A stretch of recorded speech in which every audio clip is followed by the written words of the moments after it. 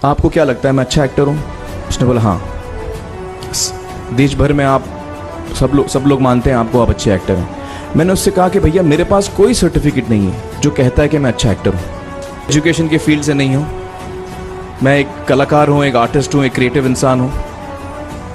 और आप लोग बेहतर जानते हैं एजुकेशन के बारे में, इतने साल से आप एजुकेशन चला रहे हैं। पिछले कुछ साल से मेरा अनुभव हुआ है, चूँकि मैंने कुछ फिल्में की हैं। एक फिल्म थी तारे ज़मीं पर, और अभी हाल ही में मेरी जो फिल्म आई है 3 इडियट्स, ये दोनों फिल्में एजुकेशन के टॉपिक पर हैं।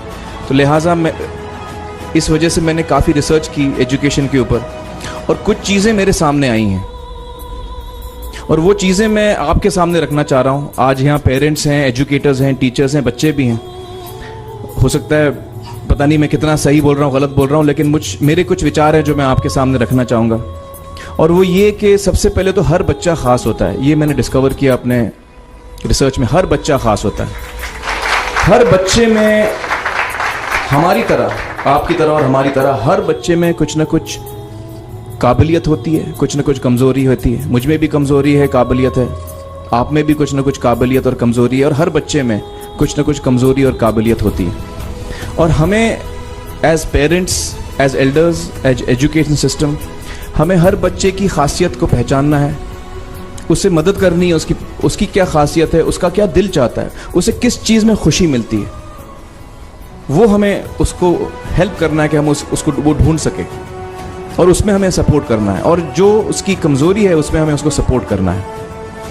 मुझे अक्सर एजुकेशन इंस्टीट्यूट्स मुझे बोलते हैं कि हम हमारे स्कूल में सारे बच्चे पास होते हैं, हमारे स्कूल में सारे बच्चे फर्स्ट आते हैं, या हम जो बोर्ड एग्ज़ाम है उसमें हमारे सारे बच्चे पास होते हैं। मुझे एक सवाल पूछना है कि हमारे कितने बच्चे खुश हैं? सबसे बड़ा सवाल मेरा ये है, how many of our children are happy? क्योंकि देखिए, पढ़ाई लिखाई तो हम सीख ही लेते हैं। जब मुझे कोई चीज़ सीखनी होती है तो मैं कुछ ना कुछ करके सीख ही लेता हूँ। हमारी फिल्म 3 इडियट्स जब रिलीज़ होने वाली थी, रिलीज़ से पहले हमने कई स्क्रीनिंग्स रखे थे, टेस्ट स्क्रीनिंग जिसको हम कहते हैं, जिसमें कि हम ऑडियंस जैसे आप लोग हैं उनको बुलाते हैं, फिल्म दिखाते हैं, उनसे पूछते हैं कि फ़िल्म कैसी लगी।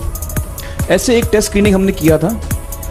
बम्बई में एक फैक्ट्री में कारीगर लोग काम करते हैं, तो करीब 25-30 कारीगर आए थे उस स्क्रीनिंग में। स्क्रीनिंग के बाद उनका एक कारीगर था, उसने मुझसे एक सवाल पूछा।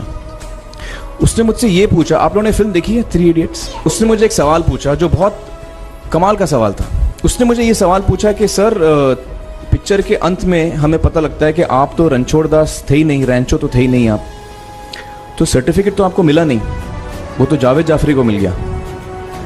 तो आप इतने बड़े साइंटिस्ट कैसे बन गए? इतने बड़े पेटेंट्स, 400 पेटेंट्स, जापानी लोग आपके पीछे पड़े हैं, तो आपको सर्टिफिकेट तो मिला नहीं, तो आप इतने बड़े साइंटिस्ट कैसे बन गए? बहुत ही अहम सवाल है ये, बहुत ही इंपॉर्टेंट सवाल है।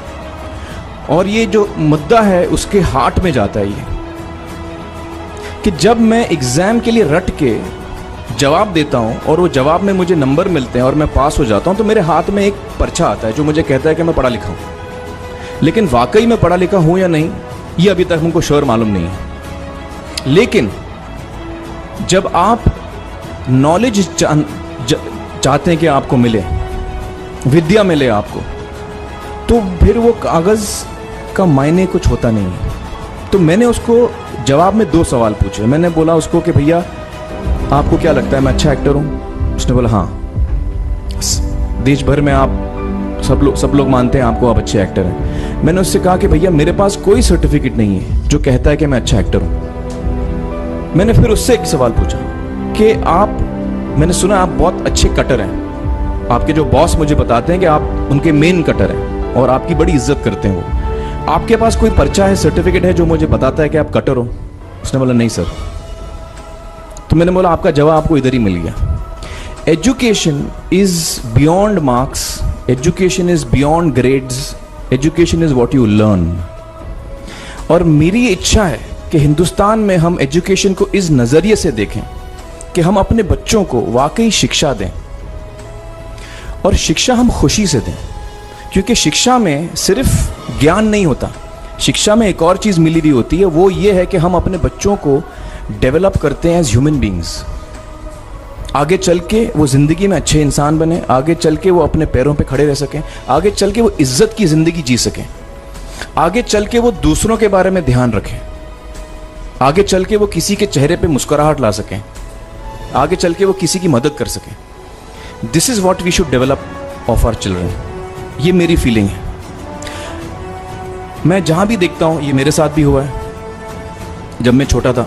जब से हमारे बच्चे छोटे होते हैं, जब से बच्चे पैदा होते हैं, बच्चा घर आता है, हम बच्चे को पूछते हैं भाई मार्क्स कितने मिले, फर्स्ट आए कि सेकंड आए? वो बोलता है सेकंड। सेकंड आए तो अरे फर्स्ट नहीं आए, डांट पड़ती है उसको।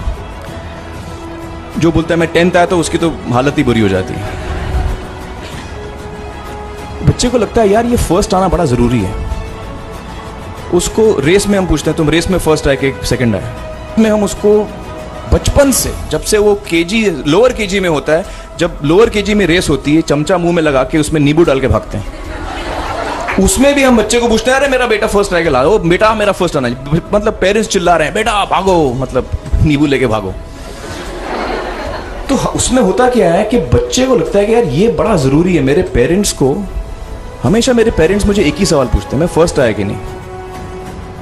उसके जहन में ये बात बैठ जाती है कि मेरे को अव्वल आना है, मेरे को compete करना है, मेरे को बाकी लोग से आगे निकलना है। टीचर्स भी यही सवाल उसको पूछते हैं आमतौर पे। ये मेरे साथ हुआ है। होता क्या है कि जब वो बच्चा 21 साल का होता है तो वो बड़ा सेल्फिश हो जाता है, और उसको सेल्फिश हमने बनाया, हमारे सिस्टम ने बनाया। वो अपने बारे में सोचता है और किसी के बारे में नहीं सोचता, क्योंकि यही हमने उसको ट्रेन किया बचपन से। बचपन से हमने उसको यही ट्रेन किया कि बेटा तुम पहले आना, बाकी सब लोग को भूल जाओ। तो जब वो नौजवान बनता है तो उसका नजरिया सोसाइटी की तरफ यही हो जाता है कि भैया मुझे आगे बढ़ना है, बाकी सब बाय हुक और by crook I must succeed, I don't care about anybody else. मेरा ये दिल कहता है, मेरा ये दिल चाहता है कि अगर हम जितने यहां पेरेंट्स हैं, एडल्ट्स हैं, यंगस्टर्स हैं जो कल जाके पेरेंट्स बनेंगे, अगर हम अपने बच्चों को ये सीख दें जब वो छोटे हैं, जब वो घर आए हम उसको ये सवाल पूछें, ये नहीं पूछें कि मार्क्स कितने मिले, उसको ये पूछें कि बेटा आज तुमने किसकी मदद की, आज तुमने किसके चेहरे पे मुस्कुराहट लाई। अगर हम उसको ये पूछें तो उसको ये लगेगा कि यार जरूरी ये है। मेरे पेरेंट्स मुझे हमेशा ये पूछते हैं, मार्क्स का तो कभी पूछते नहीं, वो मुझसे ये पूछते हैं कि भैया तुमने किसको हेल्प किया आज। तो हेल्प करना लोगों को, लोगों के बारे में सोचना, लोगों के चेहरे पे मुस्कुराहट लाना, ये मेरे पेरेंट्स के लिए बड़ा इंपॉर्टेंट है। साइकोलॉजिकली वो इस चीज़ के साथ बड़ा होगा। स्कूल वही जाएगा, पढ़ाई लिखाई वही करेगा, वो उसका नज़रिया थोड़ा बदल जाएगा। जब वो बच्चा नौजवान बनेगा, 21 साल का होगा, और सारे बच्चे उस उम्र के जब 21 साल के होंगे, हमारी सोसाइटी चेंज हो जाएगी। क्योंकि तब हमारी सोसाइटी में ऐसे नौजवान होंगे जो खुद के बारे में नहीं सोच रहे, दूसरों के बारे में सोच रहे हैं। तो मुझे लगता है कि सबसे बड़ी चीज़ जो हमारे एजुकेशन सिस्टम में मैं देखना चाहूँगा, जो मैंने अपने स्कूल लाइफ में नहीं देखी, कि हमको ये अहमियत इस पे दी जा रही है कि हम अपने आसपास के बच्चों को कितना हेल्प कर रहे हैं। ये एक बहुत बड़ी तब्दीली अगर आ जाए तो मुझे लगता है कि हमारा देश बहुत सुधर सकता है, बहुत बदल सकता है।